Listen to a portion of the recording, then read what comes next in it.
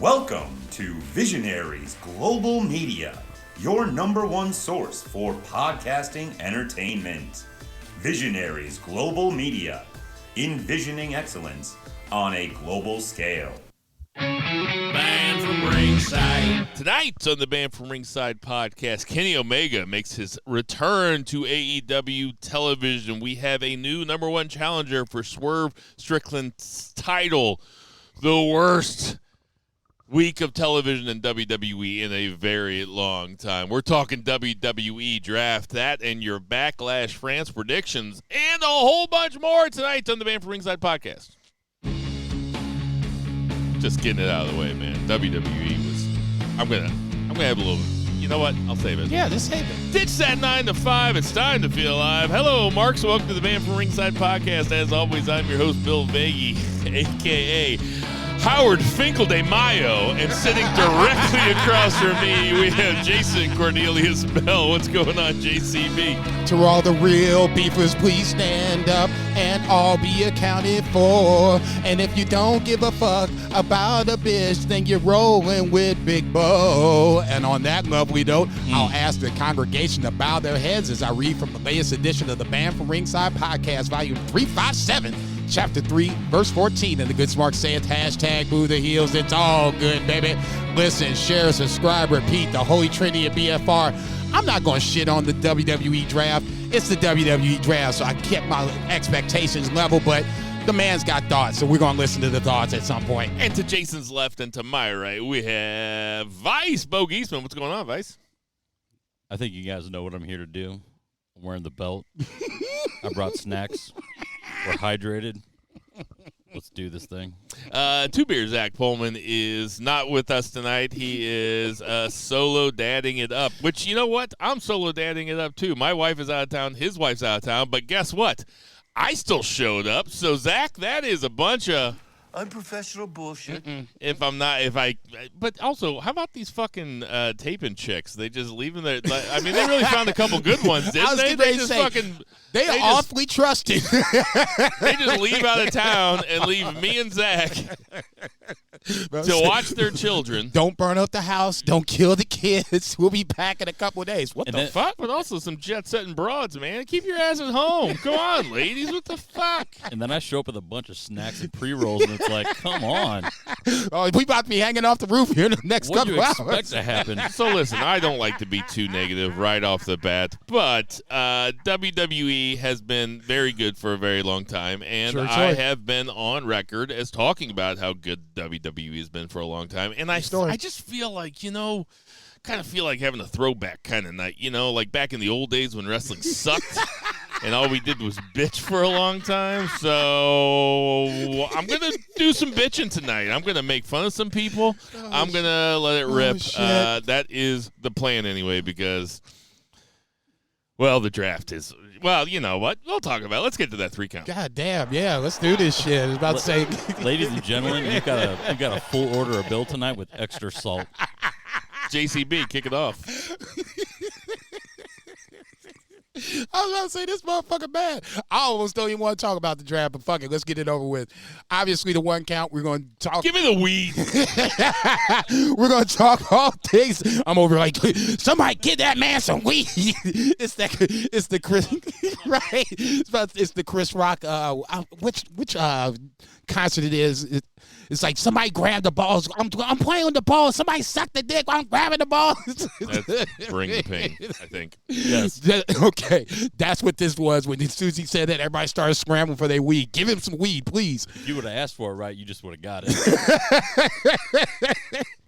WWE Draft is the highlight of WWE programming for the most part. The 1 count, like I said, obviously WWE Draft. We'll just kind of sprinkle shit here and there as we go along. Starts on SmackDown where Paul Heyman opens the show to say Roman Reigns is not going to be a part of the draft and he's going to be out indefinitely. No problem with that. I want him to pop back in whenever possible. Roman Rock same way. Obviously, he's going to pop back in at some point on SmackDown because obviously Cody Rhodes is his end game. So at some point, they'll both be back. Not even worry about that. Contract signing before the actual draft gets started.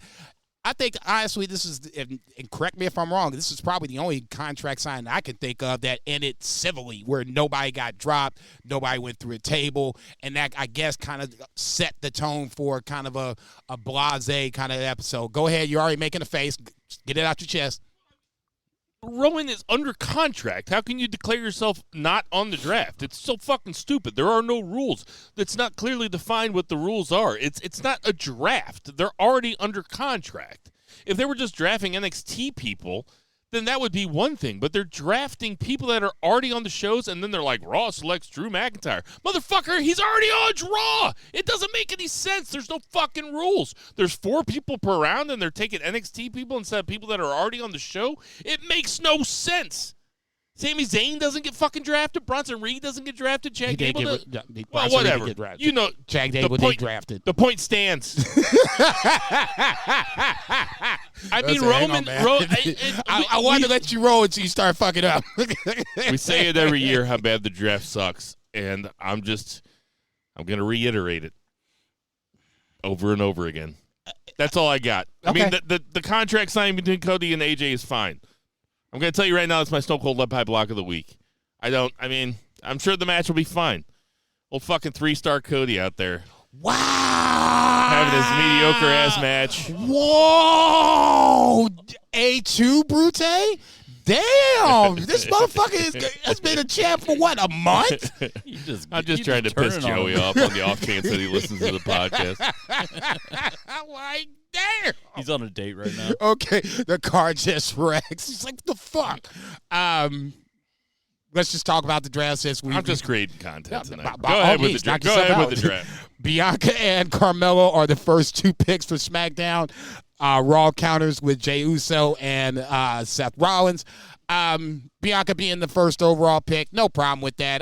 It doesn't really matter to me who the first overall pick is. It could be Roman, Rock, whatever. It's just to be putting people aside.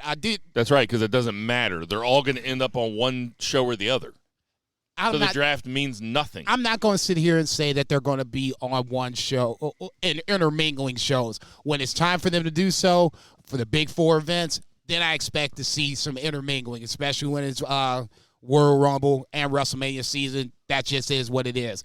Outside of that, I don't necessarily expect to see Bianca on Raw, more times than she absolutely has to be.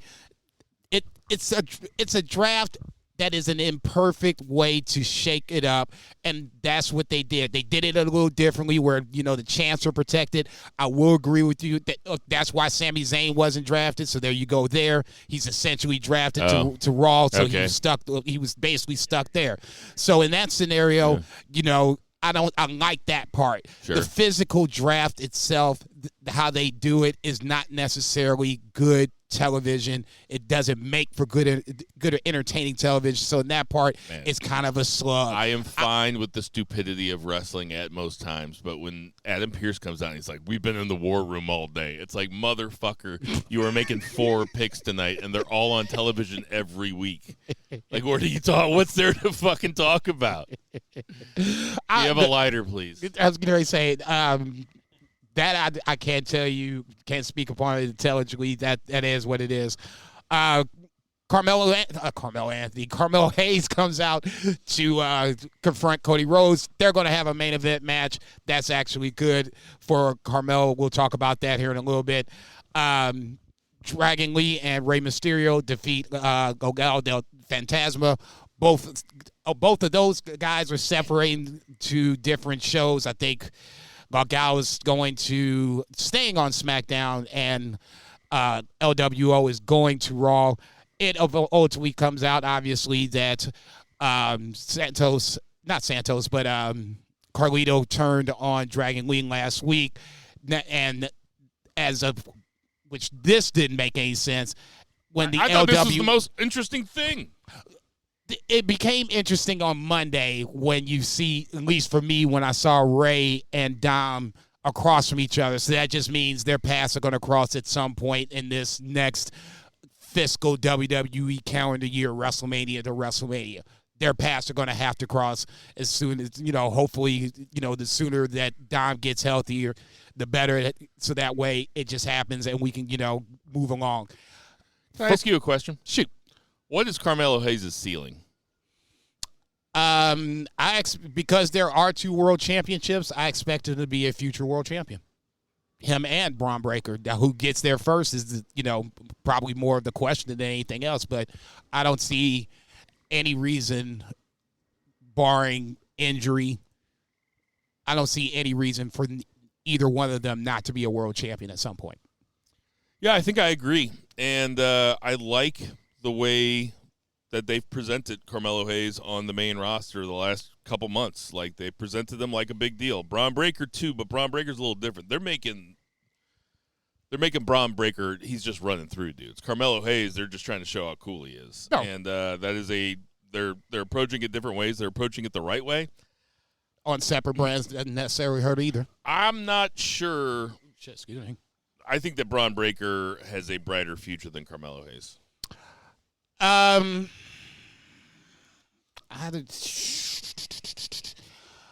Carmelo can work the stick, and that to me goes a long, long way in WWE. Yeah.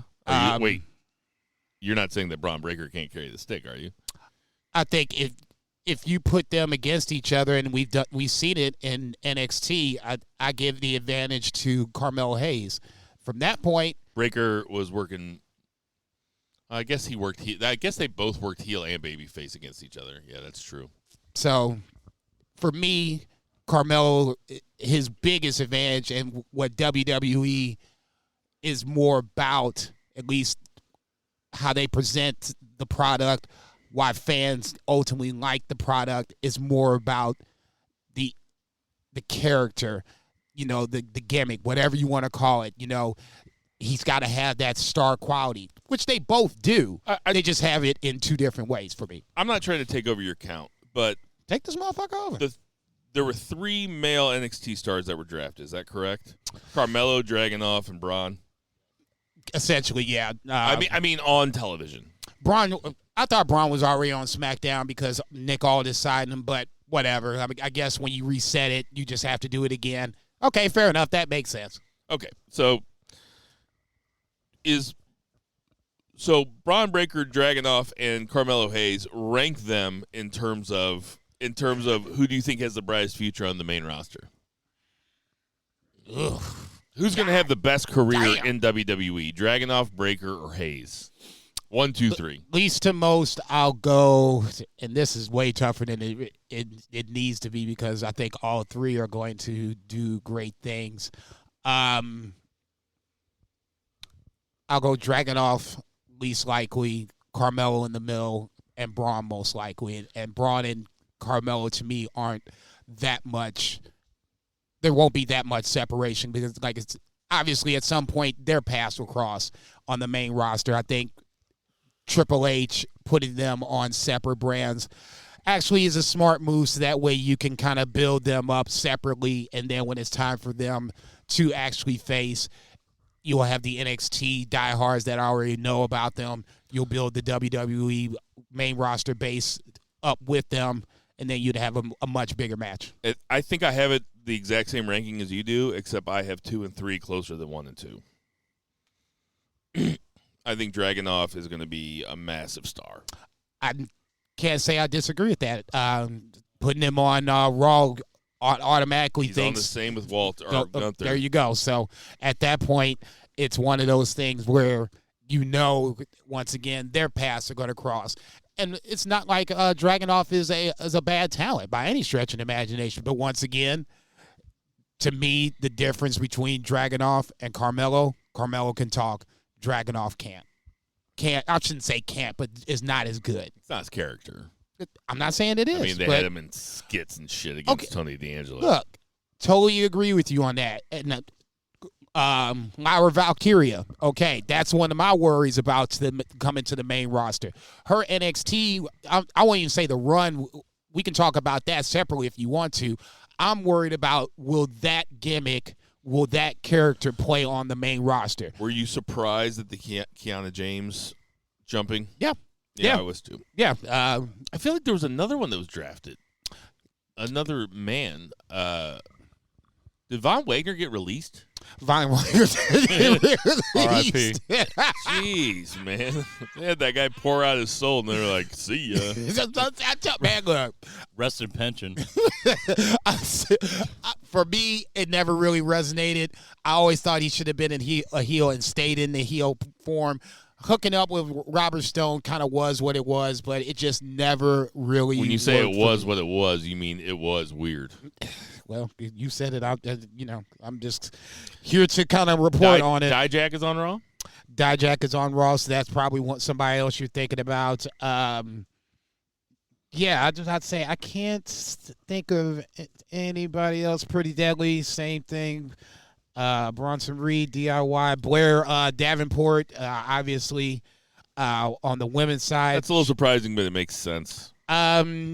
Yeah, just for the simple fact of how they closed the book on her. Obviously, she put Sol Ruka over, but I almost felt like this. Is it too early for her? I don't know. I think she should be on the main roster, but just the way. Blair Davenport? Yeah, for sure. I think she's a main roster talent. I do too. It's just the way her NXT run was a little weird. Her losing to Lyra Valkyria wasn't a huge surprise, but then, it was just like she was in this weird little, just weird place, just not really being booked well, and now she's putting people over on the way Testaments on Raw. They should just be on NXT. That's just, that's just a bad move. All the way around. There's not a good place on the main roster for any of those guys. And the sad part about it is, Authors of Pain are one of those guys. But the bad part about it is, they don't care about tag team wrestling on the main roster the way they should. Because they got a bunch of really good tag teams, and they're just not using them for whatever reason. Patrick Mahomes shows up on Raw as a heel in Kansas City. What the fuck are they thinking? Supposedly, from what I read, this wasn't the WWE call. This was the Prime call that they wanted Patrick Mahomes and Logan Paul to work together in that segment. Why that is, I'm not 100% sure, but that wasn't. But why'd they want Patrick Mahomes to be cool with Logan Paul? Because it was a Logan Paul thing and not a WWE thing? I'm sure money might have something to do with it, Bo. I won't discount that. I think that it's just the fact that it's Logan Paul, it's his brand, and they wanted to have Patrick Mahomes and Logan Paul be in this little symbiotic. Patrick Mahomes, take a bump. He ain't taking no bump. You out your mind? Hell no. Take a back bump, dude. Shit. I'm saying, let Patrick Mahomes. One of the best athletes in the world can't take a back bump. Hey, if Bill can take a slap, he can take a bump. That's exactly right. I'm not saying that he couldn't. That's a really good point. And Bill took, and you know what? Bill took two. I took two. I'm not saying he couldn't. Two varieties. I'm just saying. Just saying. I'm just saying that. Tell me God forbid if this fool took a back bump and hurt something. As a Steelers fan, I would be immediately giddy because that means he's going to be a little banged up going into the season, and hopefully that lingers. But that would just be stupid. He should have come out in a frog costume. Taking a pop-up powerbomb from KO and have KO rip off the head like fucking Pete Rose in The Chicken and Kane and have it be Patrick Mahomes. Now that would have popped me. That would have been unbelievable. You ain't shit. The internet would have exploded. It kind of did while you bullshitting. You'd be like, yeah, Logan Paul. Yeah, in Kansas City. Yeah, okay. Look, I ain't saying Super Bowl, guys. I'm not saying. I'm just saying. There was a different way that it could have been done. For me, you just could have left him off, and it would have been all good on that aspect as well. Really, the draft is, I can't really see. Orton goes, I'll just run down the list and just be done with it, so that way I'll feel better about it. Orton to SmackDown, Nia Jax to SmackDown, Liv Morgan and Braun Breaker go to Raw. LA Knight, Bloodline to SmackDown, Ricochet, Sheamus to Raw, AJ, Andrade, SmackDown, Alpha Academy, Kiana James goes to Raw. That ends the SmackDown portion of the draft. On Raw, Raw drafts first, Imperium and Damage Control on the Raw side. On the SmackDown side, Jade Cargill, KO. Raw gets... Giovanni Vinci is no longer in Imperium. No, but he did get drafted, and I can't remember which brand he got drafted to. I think it was SmackDown. Who has a brighter future, Vinci or Carmelo Hayes? The fuck? Nigga, sit your ass. I'm not even going to dignify that more than what I just said. CM Punk and Braun Strowman, good place to stop on Raw. Okay, so obviously they snuck Braun Strowman. They didn't sneak Braun Strowman in, but they announced Braun Strowman. They snuck Eric Rowan in. We've been getting these little bits and pieces of some sort of angle coming up. Probably Uncle Howdy coming back and Alexa Bliss possibly on deck. Rank your interest 1 to 10 of this possible Wyatt 6 Uncle Howdy angle that's obviously coming up. My interest? Yes. 9. I mean, it's going to be it's going to fall flat on its face, or it's going to be really good. I think there's less of a chance of it just being kind of good. Like it's all or nothing. It's all that's how I think it's going to be. I think that it could be really cool. Obviously, if Bo Dallas is coming back to lead it, him being the brother of the late Bray Wyatt, who passed away last year suddenly with like a heart COVID thing, was 36 years old, big star. If Bo Dallas comes back to lead his stable, then, that doesn't rub me the wrong way or anything. Like they're trying to take advantage of his death. I think it's really like they're going to do it the right way. They're going to honor him. Now, if you honor Bray Wyatt and are as good as Bray Wyatt was, a lot of it's going to suck. But I think that their heart's going to be in the right place. God damn, you ain't shit. You all one like a motherfucker. Dude, he's so happy with himself, he's giggling. He calls us the Giggle Twins, but it's the Giggle Son. I was about to say, but some of it somewhere could Diamond be Dallas' cool. face is like, you can't be doing no self-high-five without giving me some money first. So my interest in it is so high because if it falls flat on its face, that's going to be really interesting also. Because I want to see how they do it. I am curious to see. What's your interest level? 4. I wasn't really a big Uncle Howdy fan before Bray Wyatt passed. I never really but it's the real life stuff. I mean, Bray died. This is his brother. I get that. But this is still a stretch for me, even as a wrestling fan. You're asking me to really start to suspend disbelief and accept what this group can possibly do. Okay. Why will that suspend disbelief? Because Bray was the magic one? Are you talking kayfabe style? Kayfabe style. Yeah, actually, in kayfabe, Bray did have. So, do you want to see how magical they are, or if Bray was the only one with magic? I really want to. I want to drill down into what we're saying. There is going to be, at least in my opinion, some sort of supernatural element to this faction. That's the part I'm talking about. That's going to suck. Okay. Now, how far this rabbit hole goes, I don't know. I don't want to see this, delve into, it's a cult is about where this group should be. Is Bo Dallas's name going to be Uncle Howdy? Is that going to be the name of his character? I don't know. Are they going to even acknowledge that Bo Dallas was ever a thing?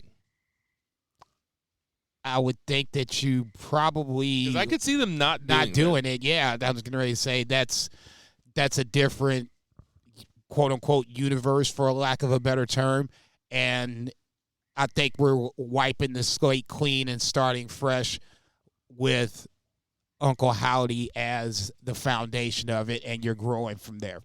And if you remember, Uncle Howdy was kind of fucking with Bray at some point, where it almost felt like No, I don't remember. He had some sort of, mind control, like Debo had mind control over the motherfuckers in the hood. Uncle Howdy had some sort of mind control over Bray at certain points. At least it felt like to me, if I remember it right. I mean, I really don't care about the Okay, so see, that's what I'm saying. God, I'm just now remembering how much I hate Okay, so that's what I'm saying. I'm like, I'm tepid about this shit. I'm like, I'll go this far. If Triple H can make me invest into this shit and make me like it, man, that motherfucker chef for real. Because this is the ultimate litmus test for me. This is an angle that I have very little interest in, that I don't really care about. You keep throwing it at me, so I know it's going to happen. It's just a matter of time. So, get me invested in this. Shit, that motherfucker is chef for real.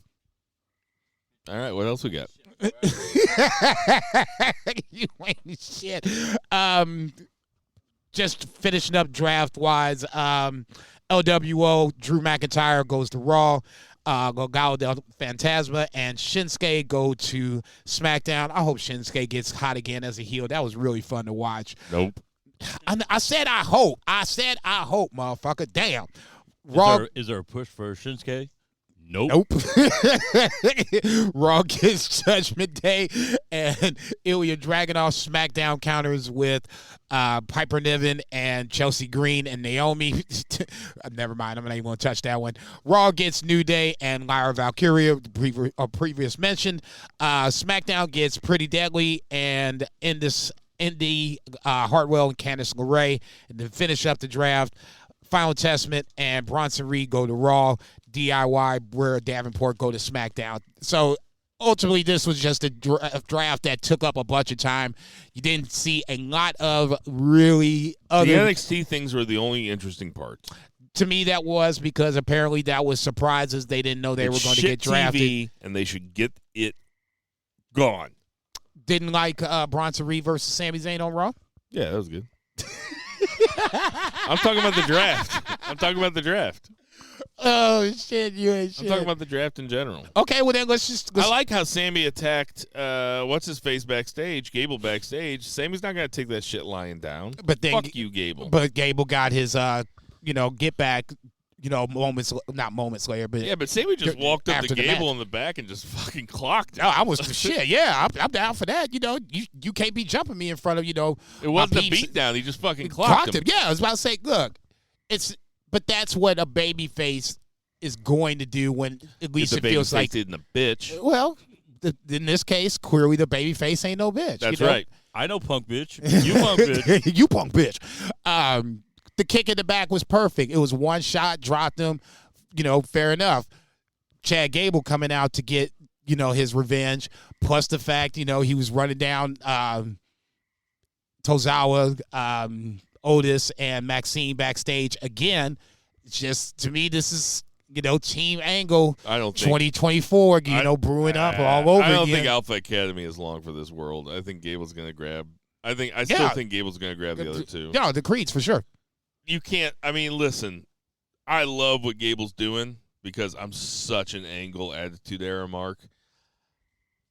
Gable is just doing Angle. He's not quite as funny, but he's pretty funny. But Angle had Charlie Haas and Shelton Benjamin. Mm-hmm. You know what I mean? Like, Otis and Tozawa are nice, but that's not an identity. Like, if they really want to push Gable, they need to give him the Creeds. It's so obvious. Just give him the Creeds and let him be like a new Team Angle. Just call him Team Gable. I think that's, I'm not going as far as to say they're going to be called Team Gable, but I think everything you said is on the horizon. It's just they're taking their time getting to that point. Team Angle versus Team Gable, WrestleMania 41. I was going to say Survivor Series, but what else? Did Charlie Haas still wrestle? I think he wrestled You'd never hear about him. I think he wrestled like a couple years ago. It feels right. He was like on the Impact. Yeah, he was on the Impact like 2 years ago. He must have pissed somebody off. I don't know about all that, but you just never hear about him. You don't. He was a badass. Maybe he's just content and just riding off into the sunset. Shelton Benjamin, I just saw it. He's getting ready to wrestle somewhere. It's recent. I just saw this recently. And I just can't remember where it was, but he's getting ready to pop back on the scene for a little bit. So good for Shelton. But ultimately, I just think that it's going to be a Team Gable kind of deal. It's just, we're slowly getting to the point where Chad just, enough's enough. You motherfuckers got to go. The creeds are in. How we get to that point, how we do the switch, that's what I'm waiting for. All right. Anything else?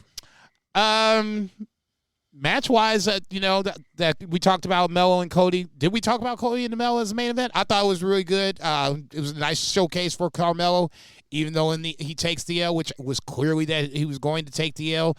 Cody did bang up the shoulder, something to look forward to. If this is going to be a long-running title reign for Cody, which I expect it should be, that shoulder, it should be something that moves forward with him as long as he is champion. That should be walking with him as a lingering injury going forward. Main event on Raw was a tad interesting just for the fact that it sets up Backlash, where you had Judgment Day versus Jey Uso. I was getting ready to say Jimmy, but that's not right. Jey Uso, Ricochet, and Andrade. Jey gets the pin on, I believe it was JD McDonough. Clearly, Judgment Day not on the same page. Damian Priest feels like he's, clearly separating himself from the rest of the group. That should bring, knock on wood, a Finn Balor, Damian Priest title match somewhere down the line, ultimately kicking him out of Judgment Day. So both main events, kind of led forward to Backlash, but unfortunately, like you said, the draft was the meat and potatoes of WWE program. I wish I had a drop that was just like.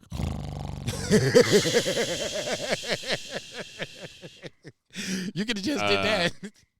Yep. Okay. I'm good. Let's move that 2 count. 1, 2, 3. Okay. There has been. Just not a fan of Mahomes. I'm cool with that. Did you see his face? It was all messed up. It was hilarious. Yeah. I'm Patrick Mahomes. Stop. I gave my rings to Logan Paul. He punched JD. Okay. There was a lot of AEW television since we've last had the podcast. I mean, damn. Really, it's just 1 more hour than usual. But I'm going to do the broad strokes. So we finally get the Swerve coronation, as it were, of his as champion. It happened on Collision. I don't know why Tony is doing this, but it seems like he's trying to make Collision the main show or something. I don't know. But Swerve comes out, cuts a promo. I think it was kind of like an open challenge. I'm sorry. I didn't expect this to be my count, and I barely remember what happened. Essentially, yeah, he was like, I'm going to be a fighting champion, so on that vein, I'm throwing it out there. Claudio whoever comes wants out, some can come get some. Claudio, jobber to the stars, is his job. Damn, dog. That's what he is. Former ROH champion. Now, granted, I thought this to myself. I was like, damn, it's been a while since he was the ROH champion, and I have to remind myself of that shit the same way I do, like Wargo being the TNT champion, Powerhouse Hobbs, yada, yada, yada. But put some respect on that motherfucker's name, dog. Claudio? Yeah. I fucking love Claudio. I wish they did more with him. They just have him in these throwaway good matches where he gets beat all the time. Don't. Don't encourage this motherfucker. Jobber to the stars. Just tell him when he's telling lies. Bang Bang Gang versus Top Flight and Action Andretti. Phoenix versus Mordos. Phoenix makes his return. What do you think about Phoenix? Are you happy to have him back? Well, obviously, this is just makes the their roster just that much deeper. You can bring back Death Triangle at some point if you want to run that back, or just Lucha Brothers in general to revive the tag team scene. Black Taurus, if you don't watch Impact Wrestling. What was his name here? Mortos. Okay, Mortos is essentially Black Taurus from Impact Wrestling. So if you haven't seen him in Impact Wrestling, this was your chance to get a good look at him. You know what? I just learned something. I did not know that was Black Taurus. Yeah, I was getting ready to say the mask was at least the first start where I was like, But I we mean, know not, this motherfucker. yeah, okay, all right, cool. But no, it ended up turning out to be a really solid lucha kind of match where, once again, Rey Fenix defies gravity and logic and does all kinds of just ridiculous shit where you have him against the obvious bigger foe, where I think that's just Rey Fenix's sweet spot. Anybody that's bigger than him, he can just play off that so well, and he did it here and gets the win. It's good to have him back.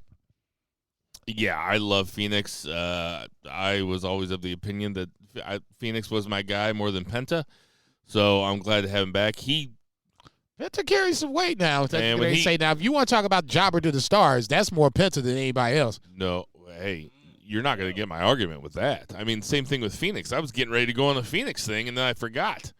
I was getting ready to talk about, now he gets to come out and have really good matches and never win, just like fucking Penta, just like fucking Claudio. The thing is that AEW, and this is a fundamental problem with AEW, is that they have a lot of guys that go out there and have great matches that always, so they're the great match company, right? Right. But they're still, you always know who's going to win. They are not good at giving guys losses and wins, and those are guys that should all be winning big matches and losing big matches. When you talk about Claudio, Penta, Phoenix, and you talk about some of the guys that win, like Swerve before this, Hangman, people like that. They should all be trading. I'm not going to disagree with the fact that the logic of they should be trading. I'll just say that when Tony builds, he builds them strong quickly, and then when it's over, that's where I think you start to have problems. Eddie Kingston, I think, is the one of the guys that I was just thinking about the other day, where it was just December when he became Continental Champion. He won the tournament, beat basically all the demons on the way to do so. Great fucking story. And now all of a sudden he's down to one title. He doesn't feel nearly as big as he did at one point. That's a guy that sucked up all the wins. Kingston and Moxley never lose. Bryan loses all the time. Okay, that's completely fair, but Daniel Bryanson is in Bryan Danielson is in a different just realm in comparison to. Yeah, but he goes Eddie out and has Kingston. a lot of good matches, and he loses all the big ones. I'm just saying, there's all these losses. They have all these guys that lose all the time. I'm not disagreeing. I don't know how it happens. Look, I've been banging the Shane Taylor fucking drum for the last, month or so. This dude is another as big guy as a that house. always loses. And you can't, when they consistently lose, Orange and Cassidy they come never out, loses. Sting never lost. Darby never loses. No, Darby does lose. I won't sit up there. I'll give you Sting, Orange, Moxley, MJF all didn't locks. lose forever. I mean, I know he had the belt, but he had the belt for a really fucking long time. Yeah, because they were trying to wait out that Adam Cole baby injury, and that kind of drugged. We were still waiting. My point stands. Look, I'm not disagreeing with your point. I'm just saying that it's not all predictable. Just a Dynasty, you had Edge get sprayed by the mist from Malachi Black. Not a lot of people saw that shit coming. I'm pretty sure I heard, you guys go, oh, when that shit happens. So, I mean, let's not sit here and say it's that predictable. Is it predictable? Yeah. But WWE's predictable that in the same vein, too. So, Yeah, but WWE doesn't have as good matches is what I'm saying. If you're going to be the match guys, because I'm starting to get overdosed on good matches. You got to give me a little bit of intrigue, too, about who's going to win. If they're all predictable, then, I can't say I disagree with that. I'm just saying. This is a real nerd point to make, but, I mean, I believe it strongly. No, by all means, knock yourself out. It's kind of like my tag team argument. You know what I'm saying? So in that scenario, knock yourself out. Say it with your chest. For me, like I said, this is not as predictable as you make it seem to be. in this scenario for AEW this week, yeah, this is pretty predictable. You knew what was getting ready to happen, but we're building towards Double or Nothing. So in that scenario, you just gotta have to kind of let it play itself out. I'll tell you what, we are all better on predictions for the AEW than we are for WWE. So therefore, it's more predictable. Go ahead, Bo. I think what Bill's trying to say here, he just wants peaks and valleys. I want peaks and valleys. The universe loves balance. He doesn't want to plateau. All the wins are on on some guys, and all the losses are on other guys. That's all I'm saying. I can't say I Anyway, disagree. Welcome back, Phoenix. That was a tangent for your ass. Roosh is back. He beats up a jobber. String Adib cuts a promo from the walk-in. Stop.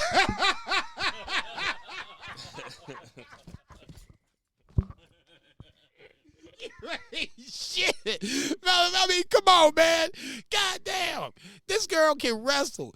She's got talent. Your ass got I don't know why I'm so mean to her. I do like her. As soon as I saw her on TV, I was like, I started shaking my head. I was like, I was getting ready to say, I don't know what the fuck Bill's going to say about this poor woman, but he going to have something smart ass to say. If show his shit, your ass lives up to expectations. Damn, you ain't shit. Grizzled young veterans are back.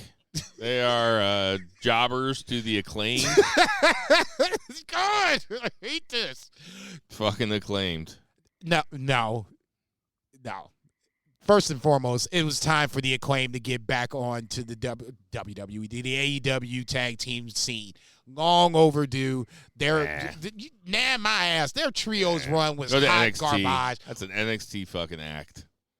You are out. That's your like a couple goddamn dudes mind. fresh out of school. That's their act. That's what they come out doing. No, please. They're one of the most. They were at one point the most overact in all of the company, and you can't even deny that. You can't. No, I'm not trying to. So now all of a sudden they cooled them off. So now I'm talking about personally. I am just way off them. I do not like them. Completely fair. Okay. Knock yourself I'll out. tell you what, Max Caster ruined himself with that MJF shit. That was so stupid. It just makes him look so defined down. He is such a little punk little bitch. I hate his character. I hate how he calls people twinks. It's like so stupid. What a dork. I won't deny that the MJF angle was a little.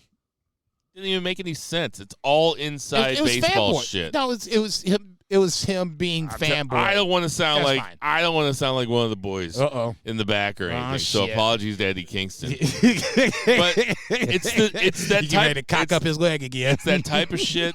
It's that type of shit that CM Punk was talking about. It's like, are they trying to draw money? Or are they trying to be cool to the internet crowd? That's what it is. I mean, when CM Punk said that, I was like, oh fuck! I immediately thought of Max Caster, and I was like, what a fucking like. That's just so stupid. I would, without really trying to rack my brain about it, I'm sure WWE, John Cena did this when he came out. He definitely did, which is Okay. also why, I hate to do it, but it's also why CM Punk said in the Pipe Bomb promo, this company will continue to make money in spite of itself, and they did for a long fucking time. Agreed. No question about it. So, I mean, I'm just saying that it's not just... No, WWE has definitely One done. side. I mean, Vince used to do inside jokes that were just for him, basically. I mean, that's not. I'm not even joking. No, he actually did. No question about it. It was basically, for these guys were his fodder. Tony Khan. But WWE can afford it. Okay, I'm not. The Acclaimed, if they were that over then they should still be at least a little over now. They're I not think they over. still are. No, they're not. I think they still are. How can you cool off that bad when you're still on TV every week? Because were on you're TV in angles every- that nobody gives a fuck about. Well, then make it work. How you gonna make it work when Tony Khan's over here just putting them? You think Tony Khan? You think the whole Bang Bang Scissor Gang thing? You don't think they had anything to do with it? They were all clowning. It was Billy Gunn having fun with his kids. And that's everybody's fucking Make-A-Wish. And then Jay White standing there in the same fucking angle, cooled down completely. One of the best wrestlers in the fucking world. Then that's on Tony Khan to say, hey, fellas, No shit. you know what? Maybe we shouldn't run with this. maybe we should just, do this the way I want to do it. They were still on television, and they cooled off before the Bang Bang Scissor Gang. Nah. Yeah, they sucked before that. I can't say I agree with that. If you can cool off, then they really caught lightning in the bottle when they got hot, because it did come out of nowhere. It was really big for about a month, and now they are fucking below everybody in my mind. They're below fucking Top Flight. Stop. They're below Idris and Nofe and that dude on NXT and the other dude on Malik NXT. Blade, man. Malik Blade. Know your black people, goddammit. They're beneath them. Now you're getting out of hand, motherfucker. Okay. That's some Malik Blade fucking slander, too. My bad, dude.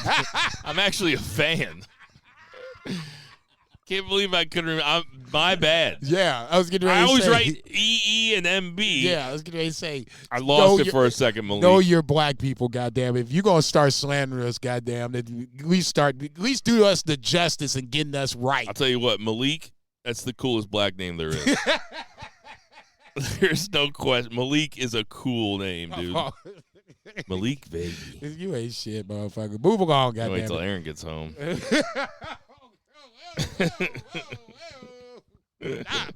Move along, please. I want to name a kid Malik. Okay, see, Horny Thursday's back. Big time. I'm talking about procreating, man. That's what God intended. Between married people. I'm sorry that, I like to, do procreation. We ain't for married in the non-married church, ways. though, you know what I mean? Holla! I was there. but not in the Moxa chair. Jason was invited. He had to work, I remember. Yeah. I was off for like shit months at that point. I hadn't worked for a hot minute. We could have used you there. Yeah, we had a good time. One more black person. Yes. Like to make it what, 2? Yeah. Well, no. We just gotta even out the average. No, there was like 4. It's a lot of family. Well, and Bill just We counted. invited 190 people that were related to us. Holy shit! None of them. Well, one of them is. Bill's just counting the people that he knows made mixtapes. I mean, that is basically what I'm doing. That's anyway. Malik Blade, my bad. Anyway, the Acclaim suck. Then we have the Swerve and Claudio match. We already talked about it. How much fucking? I was about to say, just for a match that they kind of slapped together, I thought this was a really, really solid match. It just, Yes, of course. it reinforces Swerve as world champion. Granted, it took Claudio to help him get him over to do so. Not a huge fan of that, but nonetheless, I thought this was a really solid main event. Chuck Taylor fights Trent Beretta in a parking lot match. We found out on Dynamite that this... What? These motherfuckers got after each other. I was like, oh, shit. We found out on Dynamite, and I don't know if this is a shoot, that Chuck Taylor would never wrestle again. I know that he was really hurt. Is he actually done? I think this is the way to write him off, because if I'm not mistaken, the week before they were like, Chuck Taylor was like, they're not going to let me wrestle in the ring, so we're going to do a parking lot match. So this is the way to basically write him off. Now you got Orange Cassidy mad. Trent gets the heat. And Chris Statlander just always seems to be around trouble. Well, yeah, that too. Always seems to be around trouble, but not really making trouble. You know what I'm saying? She's in the middle of some shit all the fucking time, but never really causing shit. If this is a slow heel turn, then I'll give them credit, because they're at least, not giving it away. They're just dropping a nugget here, a nugget there, and now if it does happen, when it'll be much more of like, oh shit, damn, it's much more a surprise. Don Callis, they should have Don Callis backstage watching this match carefully. He was stroking his chin. We can jump ahead to Dynamite real fast to discuss this, because Don Callis, when Orange Cassidy comes out to cut a promo about how Chuck Taylor's done, about how Trent Beretta ended them. Trent Beretta came out, Orange Cassidy charges him, and then Don Callis comes out and says something to Orange Cassidy and talks Orange Cassidy away. So this was an interesting development that I raised my eyebrows at. I was like, oh, that's kind of cool. Then there's no way that Orange Cassidy's turning heel, of course. No. So is Don Callis just playing the long game, and is Trent Beretta going to join the Don Callis family? Unfortunately, with Powerhouse Hobbs being hurt legitimately and apparently going to be out for a long time, that opens up a spot in the Don Callis family. Unfortunately, once again, in my world of worlds, this would have already happened. You'd have had Powerhouse Hobbs, and now they kind of look a little more formidable, not a top-tier stable, but, they got more numbers. Maybe you could do something with that. How about a Beretta Takeshita tag team?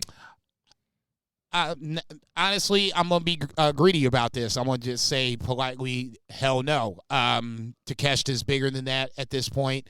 The fact that we're feeding him to Moxley, and I had a big-ass argument about this the other night. I know the match is going to be great, but ultimately this goes back to your point about the predictability of matches. Moxley's not going to drop the title before he goes over to New Japan and defends it against Ren Narita, and then the winner gets Shota Umino. That's probably going to be Moxley again. So in that scenario, just back to Takeshita, I think, is a special talent that is getting lost in the sauce, where now he can't be AEW champion, can't be IWGP champion, probably should have been Continental champion, but now Okada's got it. So now what do you do with Takeshita? You can't let this guy just sit on the sidelines and cool the fuck off like he has. What about a Beretta Fletcher tag team? Or as I like to call him, Beretcher. Honestly, I want to see Trent Beretta on his own for a little bit. Nah, man, I want to see Trent Beretta on his own. He's done the tag team thing.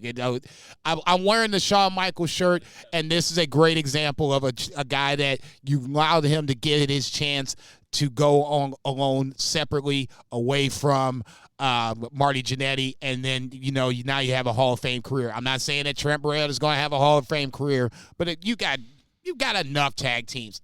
Let him roll the dice and see if he can get over by himself. Thunder Rosa goes over Deonna Purrazzo. Are they turning Deonna Purrazzo heel? They're doing something with her. Shit, yeah, they'll say heels attack motherfuckers after the match from behind. I said this a while ago. She is a heel. She was a heel in Impact, and they kind of made her into a babyface when she came over to AEW, and I knew right there that was not working, at least for me. So now this is her natural character. So now we're going to probably see, knock on wood, the better Deonna Purrazzo character-wise. She's always good in the ring. So now, hopefully, this means a push for Deonna Purrazzo. Big Bill beats up a jobber. Keeps telling Jericho to look at him. Is he fucking Liv Morgan in this motherfucker? God damn. Get the fuck out of here. Stupid ass shit. Watch me, Chris. Yeah, watch me. I want to be under the learning tree. He is the fucking learning tree. How you sitting under the learning tree? You big as the fucking tree itself. Jericho called him the Big Redwood on Dynamite. Oh, God. I'm just like, dude, I'm done. Big Bill looked at the camera. He's like, ooh. Like, he's like, I like that. No. I'm calling him the Big Redwood now. I'm sure you will. I bet they start calling. I bet that's what Jericho calls him. When Jericho says stuff like that, it's intentional. Oh, for sure. He's like, this is his new name. Yeah, for sure. The Big Redwood, Big Bill. Speaking of your boys, Shane Taylor Productions, they get beat by Shibata and Daniel Garcia in the main. What was this? Was this Rampage? Was Rampage on after Collision? Is that what happened here? Yeah, because they did it for. That's how I wrote it down. But. Yeah, it was basically back-to-back shows. NBA preempted or whatever, so they did it whatever it was Saturday night instead of Friday. But now yeah. Daniel Garcia is a guy that wins and loses. Yes, for sure.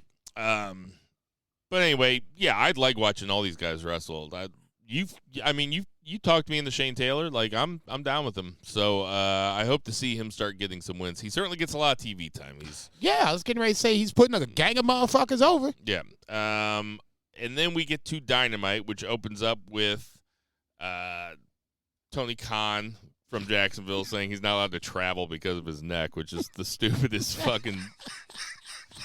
It's so funny. I'm I'm watching this shit like that's some old school wrestling stuff. I can't travel because my neck is I'm hurt. like, nigga, you can't travel. My ass, motherfucker. Get in a car like everybody else used to do. Drive And your then ass over there. The Young Bucks, kind of, the feed cuts out. The Young Bucks are there, and they're like, we're in control now, which plays into the opening segment, which was Swerve cutting his promo. And this was kind of weird because they were just going to name who his number one contender was. They didn't say why. There was no tournament. There was no match. They were just going to name his number one contender, which I was like, what the fuck? Christian comes out. I have mixed feelings about this, but they lean towards the good. This match is going to be good. Check. This build has a chance to be really memorable. Check. Christian the promos themselves should be worth the. Christian is so funny. And this character is so defined, and he knows how to play it so well. And he didn't say anything about Swerve's dad. He did say something about Swerve's. So they announced Christian, and he comes out with Wayne and Kill Switch, and they put Swerve and Nana down. And he doesn't say anything about Swerve's dad, but he does say something about Swerve's kid. And he says, "When I'm done with you, your child will finally have a father that she respects," intimating that he is going to be his daughter's new father. So what do you think about Christian being the number one contender? A bit of a surprise, but then when, like you said, when Christian put down Swerve, he said why. We were in a tag team. We lost this tag team match over in Wembley. Okay, boom.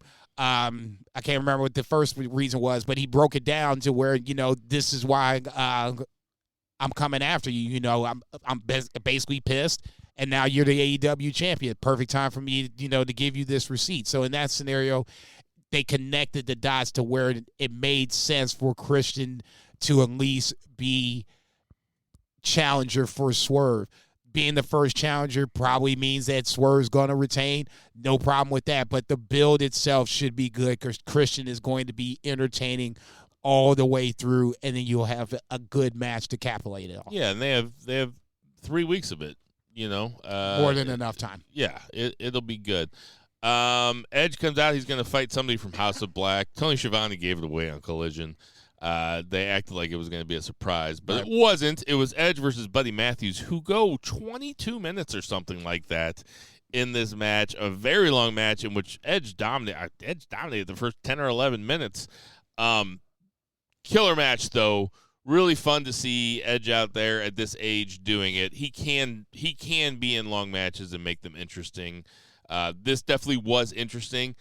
A match that there was never any doubt about who was going to win, but Agreed. Still very much worth your time watching. No, Buddy Matthews is a talent, and this is, the theme of AEW, as far as I'm concerned. It's just, what do you do with Buddy Matthews? What do you do with Brody King? What do you do with Malachi Black? They've done the trios thing, the tag team thing maybe would be something you could do down the line, but, there's just so much fucking talent in AEW, and now, Buddy Matthews is one of those guys that could be used strongly in the mid card.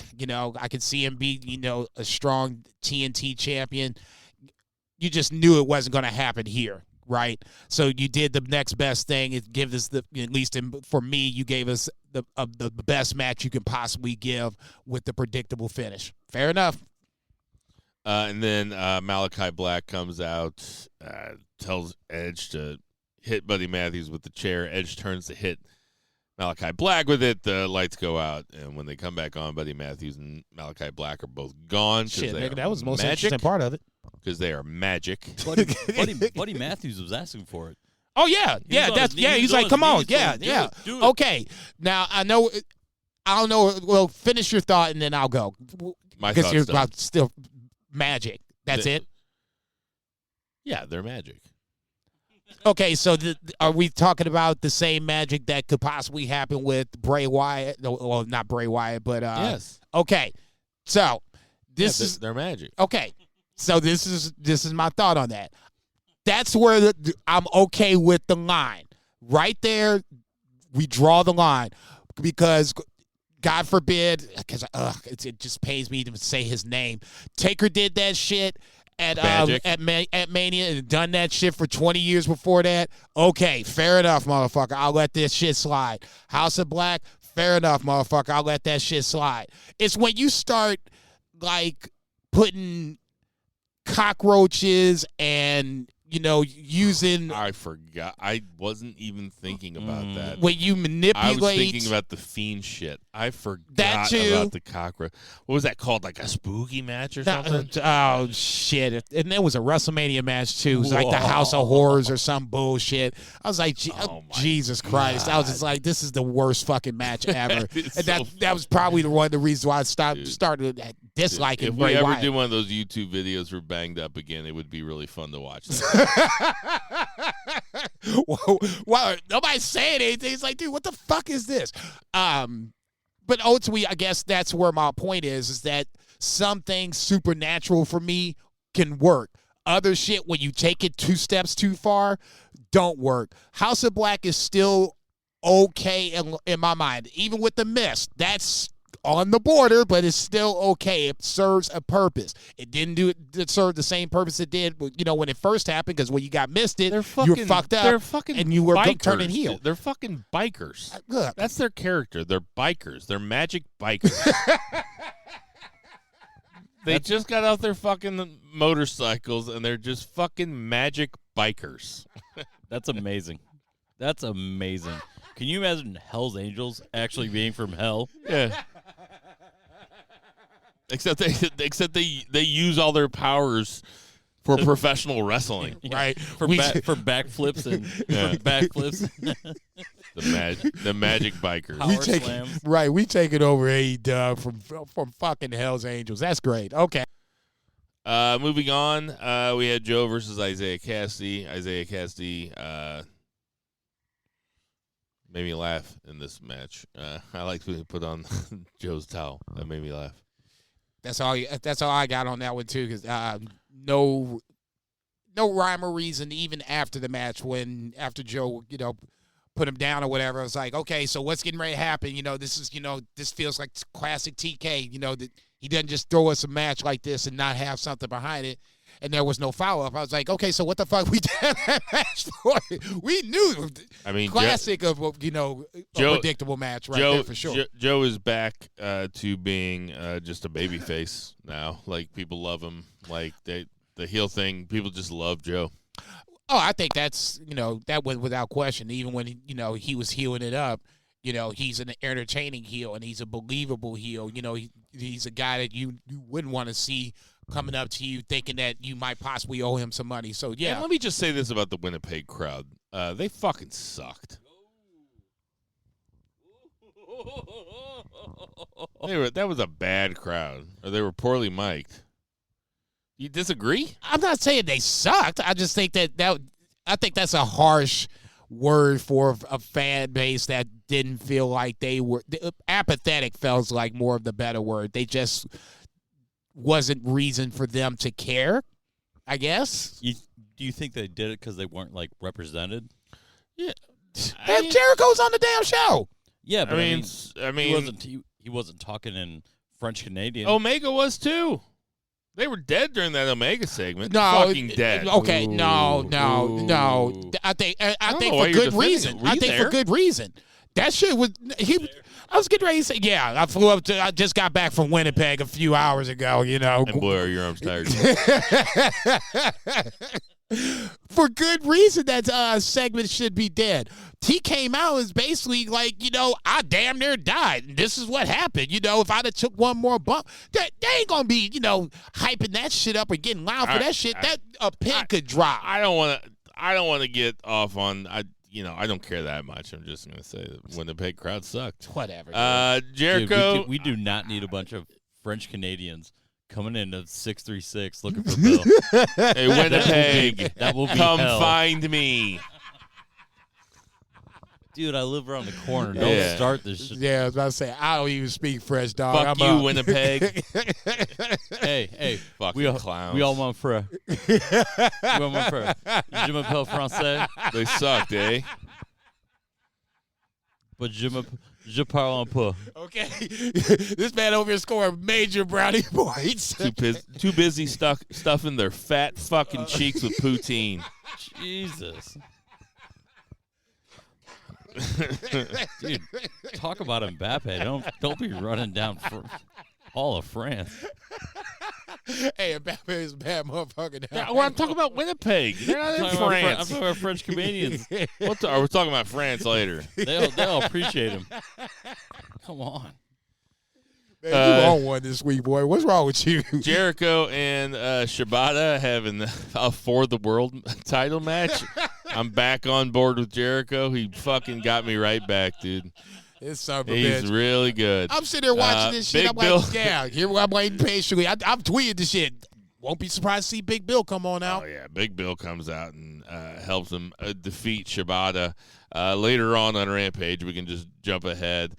Big Bill's backstage, and Jericho says, you're allowed to join. You're allowed to learn under my learning tree. What do you think about that? Dude, enough. Okay, god damn. Enough what? Big Bill can be fine on his own, okay? Oh, no, this is perfect all for Big he's going Bill. to be, Zach said it last week, he's going to be Diesel, Jericho's going to be HBK. It's so, ironically, it just so happens I'm wearing the shirt, so it just makes much more Big sense Bill- I'm saying this.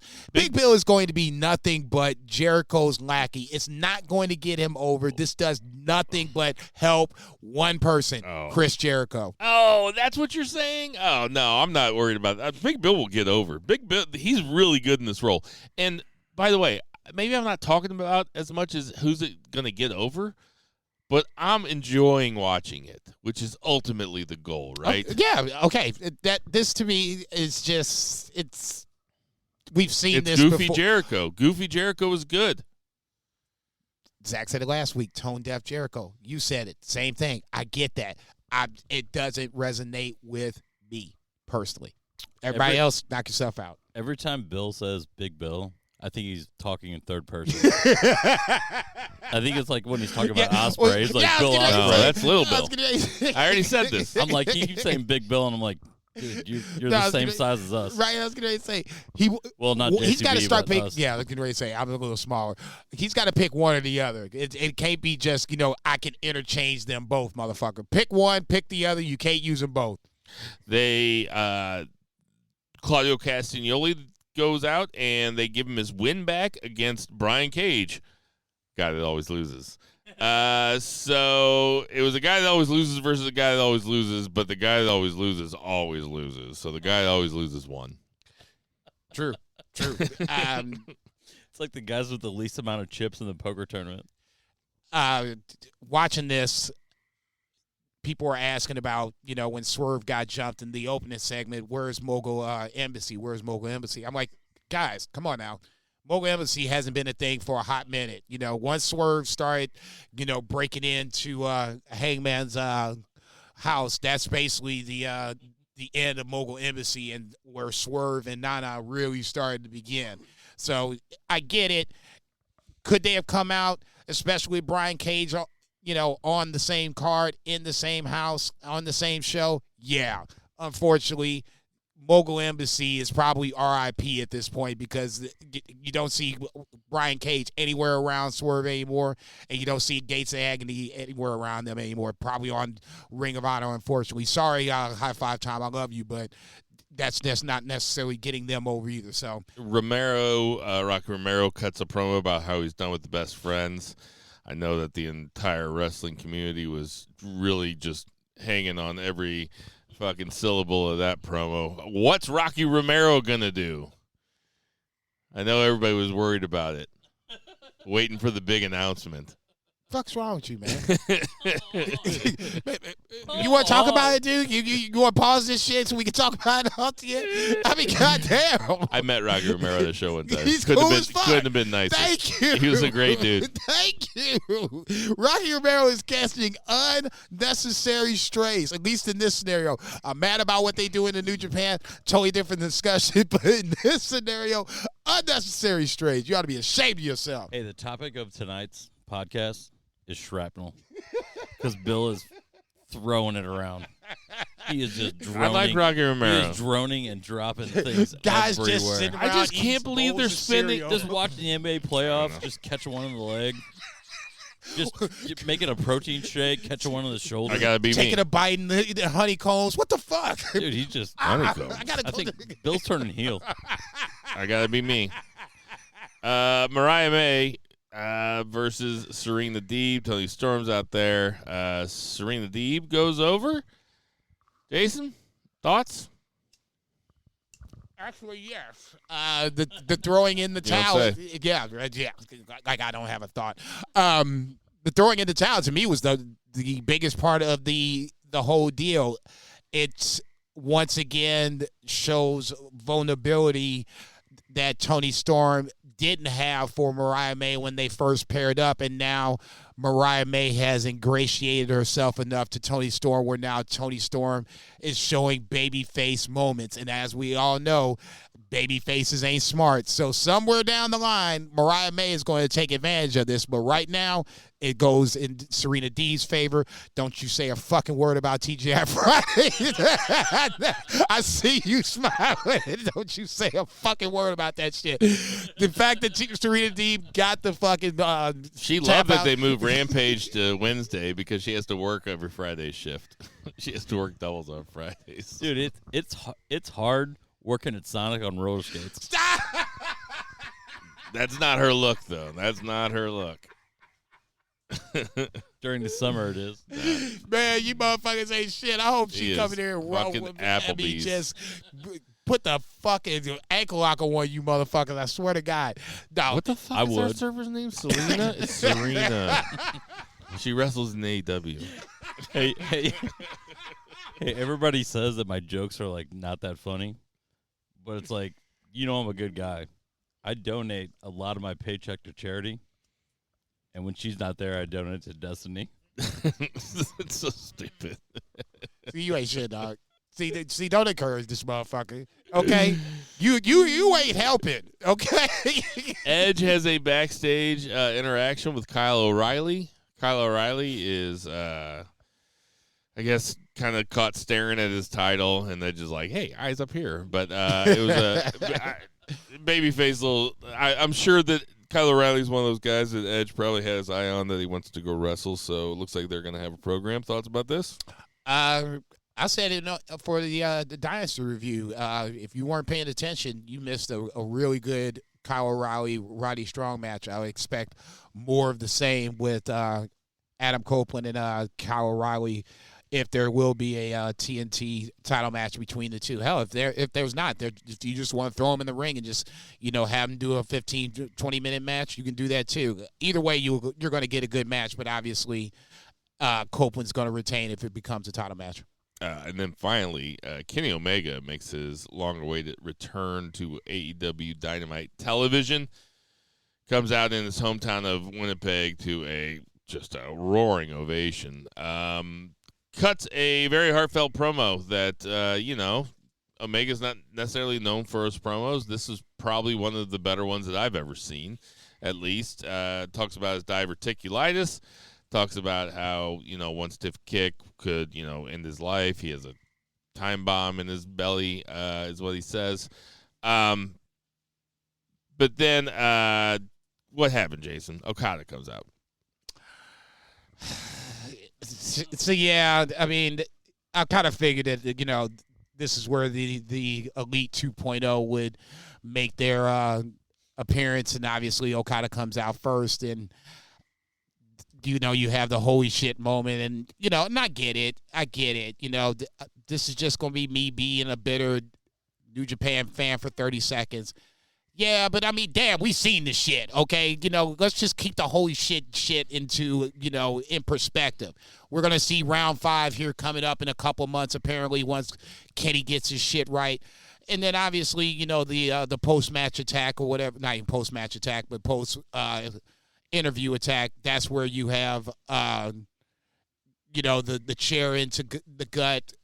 Jack Perry comes off, getting more heat out of this.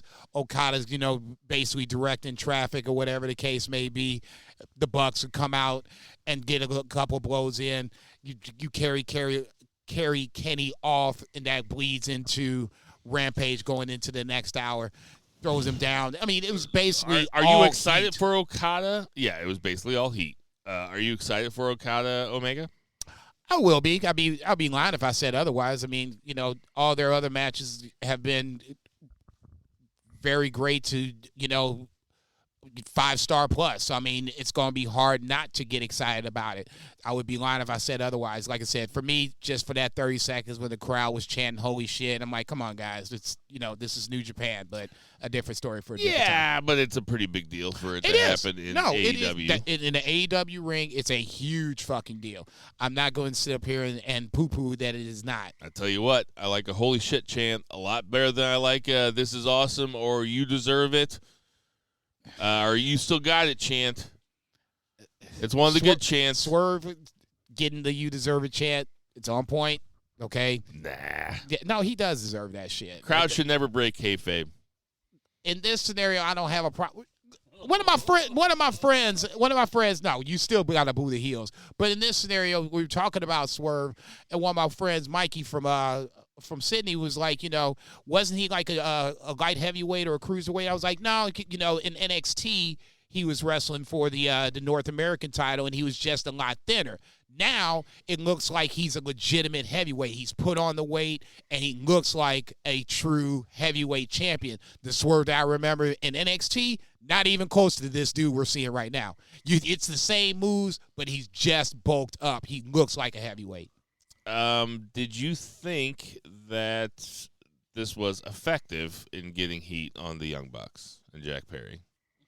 Well, yeah. I mean, it's doing it in And Okada. It's doing it in Kenny's hometown where he just came out. Like you said, that promo that he cut was reminiscent of like when Moxley came back from rehab and that heckler said some shit.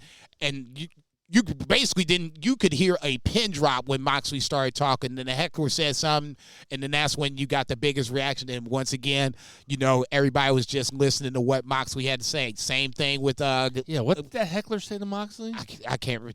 I'm sure that Zach was one of the few people that actually said, you know, this is what the heckler said. I can't even remember. Anyway, I thought this was really cool. No, it was like you said. This was one of Kenny's best promos. It blended reality and kayfabe all into one little, you know, 5-minute, well done, well presented promo. And then when Okada came out, we were just getting back to business again. Now getting the heat on the Elite, more so Jack Perry than anything else, because Jack Perry's going to be the one that, you know, when you see the highlight, him hitting Kenny Omega in the stomach with the chair is going to be a repeated highlight. So Jay White versus Dante Martin kicks off Rampage immediately after. Not much to say about this. White gets a big win. It's a big win. Get the fuck out. Come on, man. Come on. No. You are not going to sit up here and say that a win over Dante Martin, if you're Jay White, is a big win. Fuck you. No. If you wanted to do that to get the reaction, mission accomplished, motherfucker. Okay? No, you are not going to sit up there and say that shit. No. Fuck no. Big win, my ass. Back on the winning track. Get the fuck out of here. Joe Flacco style. Goddamn, I got you so... Fuck that, man. You know how I feel about that shit. That's some bullshit, dude. You know, I thought the Parazzo backstage was fine. Roosh vignette was cool. Give me more Roosh. Ready for him to come back. Did he have some visa issues or something? I'm not sure. I thought it was. He was. Or did I dream that? He was banged up coming towards the end of the Continental Classic. He did have like a knee or a leg issue to finish that up. Maybe he did have visa issues on top of it, but he has been gone for a hot minute. Now it feels like he's back. Now we're just starting this shit all over again. As I always say, Roosh has the most heelish facial hair in pro wrestling today. Ain't too Beard much with no mustache. You ain't too much lying about that shit. I mean, he is a heel, and he's a really good heel. If he ever grew the mustache, he would look like a million other dudes that no mustache. It sets them apart. Can't take my eyes off. It sets that motherfucker apart, for sure. We talked about Bill and Jericho. Swerve. Kyle O'Reilly fights Rocky Romero. You know, I'm not okay. You know, this is fine. This is pretty good. Okay, because that's what I'm saying. That's it, motherfucker. That's it. It's just one of those matches that you really. I mean, there's nothing to say about it. No, I'm not saying that. That we gotta expand on the shit. I was just waiting for you to shit on it. And I'm surprised. No, I'm not going to. I'm done being mean to Rocky Romero. I was pretty mean to Rocky Romero earlier. I like him quite a bit. But Saraya and Harley Cameron, is that her name? Yes. They were backstage. It's fine. Okay. What the fuck, dude? Now you go. No, man. Fuck that. This is the promo you need to shit on. So here's my. I just don't pay attention to it. I just don't have any. Listen, if I don't have any expectations for it, then I can't be disappointed by it. I'll just say I don't have this. any expectations for Saraya and Harley Cameron, a person who I've maybe seen one time before this. I'll just say this. My expectation is if Saraya is going to come in and be this star that people claim that she is, and that's primarily Zach is the one person that says that she is a star. So this is more directed towards Zach. I didn't even realize it was a Saraya Harley Cameron promo. I looked up and I thought the Black Hole Sun video was on. Okay, better. Much more, par for this course. Lighter. Yes, I do. Much more par for this course. Why is Saraya not getting this match and Harley Cameron is? If Saraya is the star, she should be having this match. I bet she can't wrestle. But then we need to at least say something about that and not sit up here and act like she's going to wrestle at some point. Sky Blue fights Willow Nightingale for the 300th time in the main event of Rampage. I like this 300th time. They got everything involved, and I think this is where both women shine, especially Sky Blue, where I don't have a lot of expectations for her. I'm not a huge fan of her in the ring or the character, but in these matches, Willow, Sky Blue, Ty Conti, Anna Jay, they all seem to step up their game. Chris Statlander all seem to step up their game when you start getting foreign objects like a barbed wire table involved. So in that scenario, I didn't have a lot of expectations for this, and it was way better than I have appreciated for. So in that scenario, this was a pretty good main event. All right, that's going to do it for AEW for this week. Let's get to that 3 count. 1, 2, 3. Jason, is the third count predictions? I would probably say that's a safe bet. There's nothing. Unless you want to talk NXT, make that the 3 count. Oh, we can do that odds and ends. Okay, there wasn't that much to say about it. There you go. Okay, so we got predictions for NXT Backlash France. This is being aired at 11:30 a.m. Basically noonish Central Standard Time. Good for me. Sneak this joker in before I go to work. I ain't got no problem with that shit. I like this. Man. I love daytime wrestling. Yeah, I'm about to say live daytime wrestling. I want to see how France reacts to having a PLE. It's going to be a worldwide affair for WWE this year, especially internationally. So, chance for France, Berlin, other cities around the world to make their mark. It's going to be exciting. No, for sure. I'm excited to see how France reacts to the WWE modern product. So let's start off with Kevin Owens and Randy Orton versus the Bloodline, Tama Tonga and Solo Sikoa. Zach is going to go first every single time because he sent in his picks. He took the Bloodline. Jason, who you got? Yeah, I'm gonna have to agree with that. It's hard. It would be really, really hard for this Bloodline 2.0 to come out and take the L. Apparently, the rumor is Jacob Fatu is going to be on this show, maybe used here, probably used in the main event. Well, I would assume it would be the main event, but we'll figure that out here in a little bit. Jey Uso versus Damian Priest, but watch for Jacob Fatu as the big thing here, but ultimately the Bloodline has to go over. There's no reason for them not to.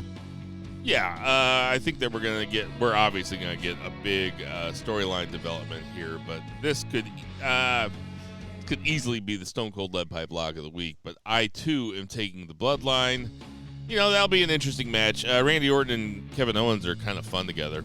So, yeah, they have a pretty good dynamic that if they wanted to run with it, I wouldn't mind them running with it for a little bit. Kabuki Warriors versus Jade Cargill and Bianca Belair, who went 1-2, or they both went number 1. One of them went number 1 on SmackDown. One of them went number 1 on Raw in the draft rules that make no sense. I don't understand what a number 1 pick means. It's the first person. I know, but why were some of them available on because they had a draft why wasn't pool. Jade taking number 2? Because she wasn't part of that draft pool on SmackDown. Oh, okay. Okay, then my bad. It's cool. Zach took Jade Cargill and Bianca Belair. That is who I am taking also. Them going number 1 on successive nights in the draft, that doesn't make any sense.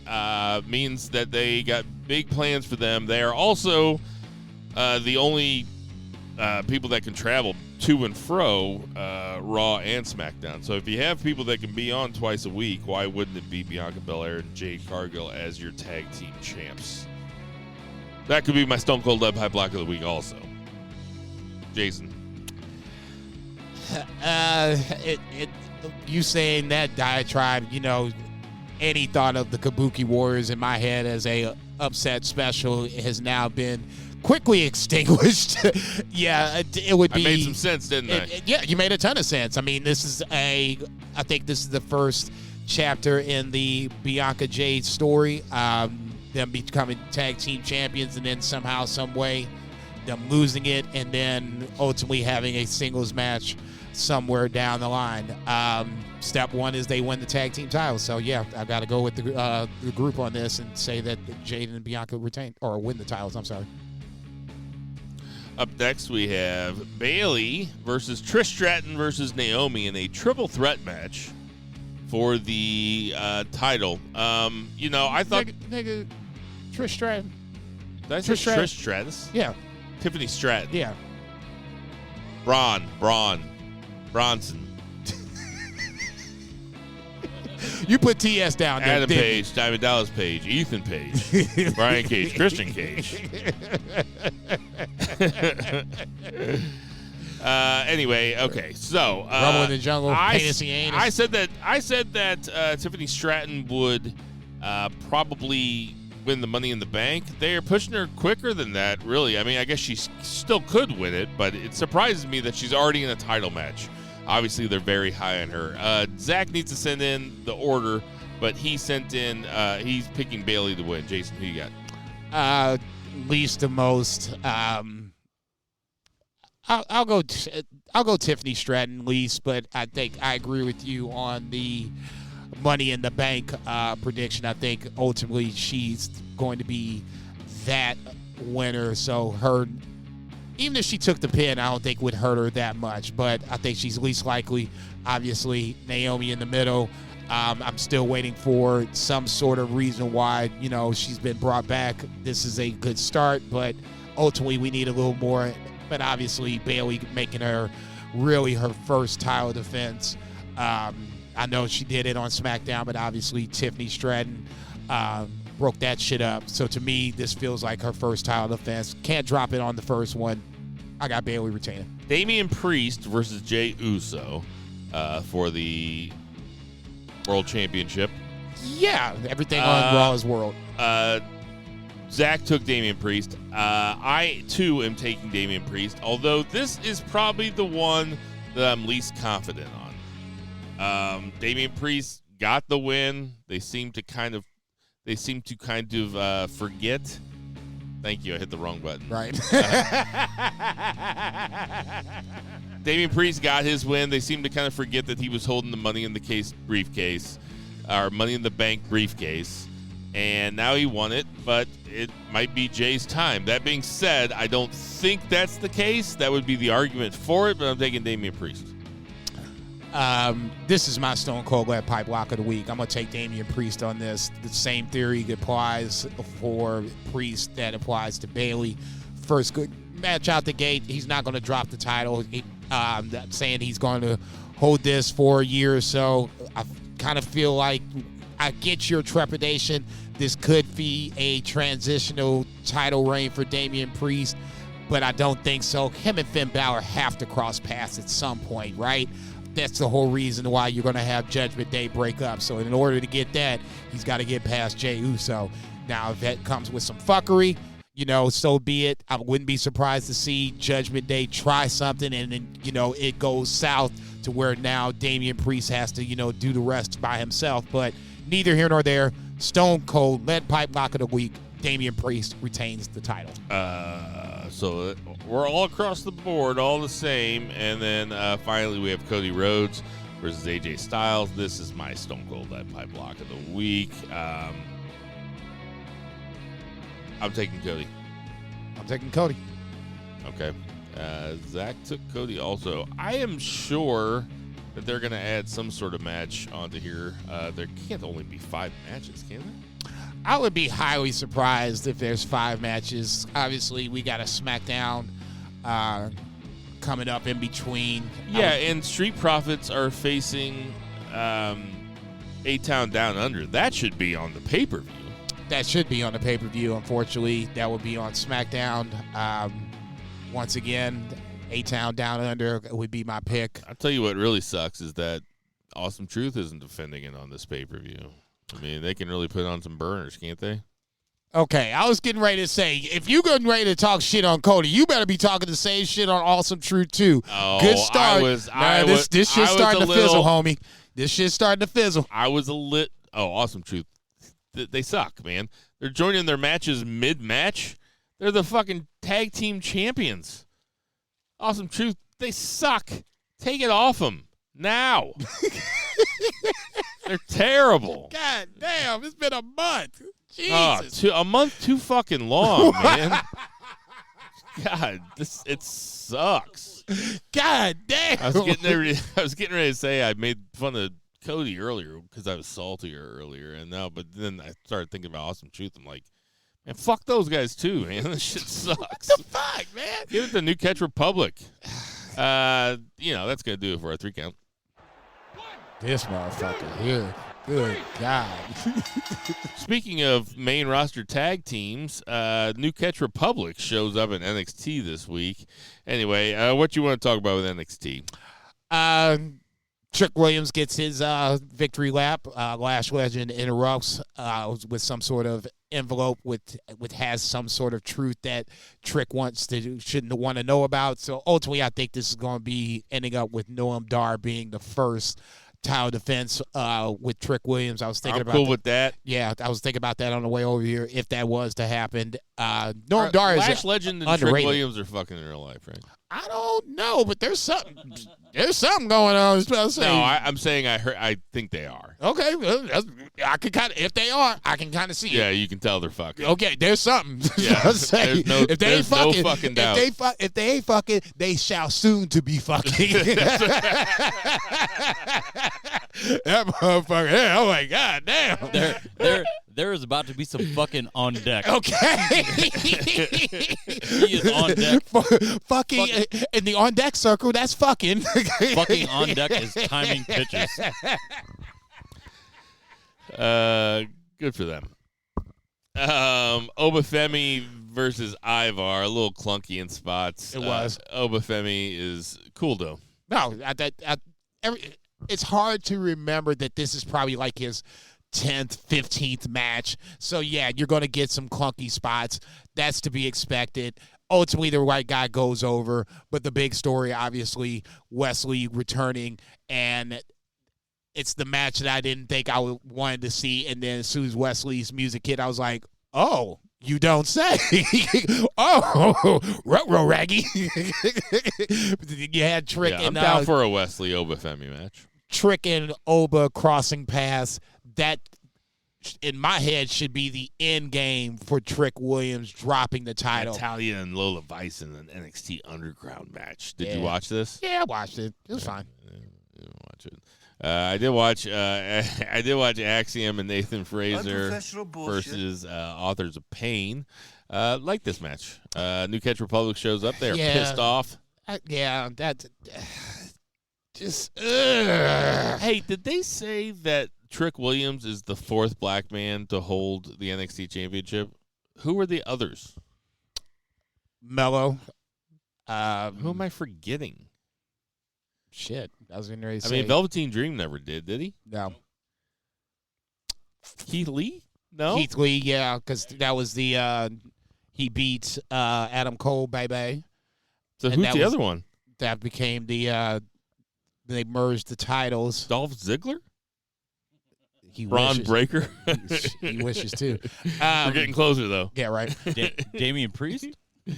No. He's Mexican. He's Hispanic, sorry. I don't know what he is. I cannot think of the fourth. But anyway, I think announcing that at the beginning, Booker T, when Vic Joseph is like, oh, they're probably talking about women. They're probably talking about Bianca Belair. Bianca never held the title. No, it says fourth black man. No, they said fourth black man. Anyway, that's a weird thing to say for a show that's been on for about 8 years. It's like, well, that's pretty good. It's like he's the fourth. He's only the fourth black man to hold the NXT title. It's like, oh, yeah, okay. So every other year? Yeah. Like, I don't know if that was spice it up. If that was a shot across the AEW bow. It was a weird. That's a shot across the AEW bow. You gotta go pretty fucking deep, man. That's some petty shit. Are we not saying that WWE is above pettiness? I'm saying Vic Joseph might be. It was a weird stat to bring out. It did make me think about it. I still can't think of who the fourth black man to hold the NXT title is. It's going to bother me for a little bit, but it was weird. I would. Ricochet never did. No. Like I said, who the fuck is it? Yeah, that's what I'm saying. This will bother me for a little bit until I Google the shit. But are they talking about like Brodus Clay? Nigga, I'm serious. There was nobody that was even, Ricochet would have been the closest motherfucker. That would have been someone that looked like Brodus Clay. Brodus Clay might have been NXT champion. That's what I'm saying. Oh, we going like back. Okay, well then. Well, that's what might not. If we can't think of it, I bet it is somebody that far back. Wow. We'll look it up. We'll tell you next week, folks. Yeah, because I was getting ready to say this is getting ready to bother the fuck out of me. Anything else you want to say about NXT? Not particularly. The tag team title match kind of bothered me a little bit. We talked about the main event. We talked about Trick. It's Big E Langston. That's right. Big E was. Yeah, I do remember that. Wait, so Keith Lee did hold it. It didn't say it on this list, though. Keith Lee won a unified match when he was the North American title holder, and Adam Cole, baby, was the NXT champion. They did it on regular TV. All right. Thank God. Thank you, Bo. Shit. Hey, everybody. We got some birthdays this week. We got a lot of birthdays this week, actually. So get ready. Big Boss Man. I think he's R.I.P. Yeah. Would have been 61. The Rock is 52. Stu Hart, R.I.P. would have been 109. Mr. Fuji.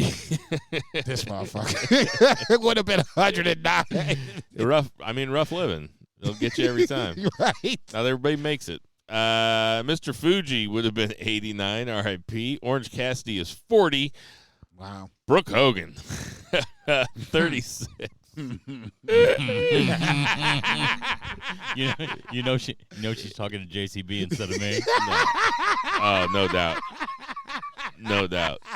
Ryan Knobs, not going to make the joke. here that I want to is 60. Say your prayers. You think Hulk Hogan's ever banged Brian Knobs' wife? I would say Because he banged Bubba the Love Sponge's I would wife. say yes. And him and Brian Knobs are tight, too. Yeah, I would say yes. Cole Cabana, my age, 44. Dakota Kai is 36. Piper Niven is 33. Owen Hart, R.I.P., would have been 59. Tangaloa, 41. Kevin Owens, 40. Happy birthday, K.O. Will Ospreay is 31. Tommaso Ciampa is 39. And Io Sky is 34. I told you it was a loaded week of birthdays.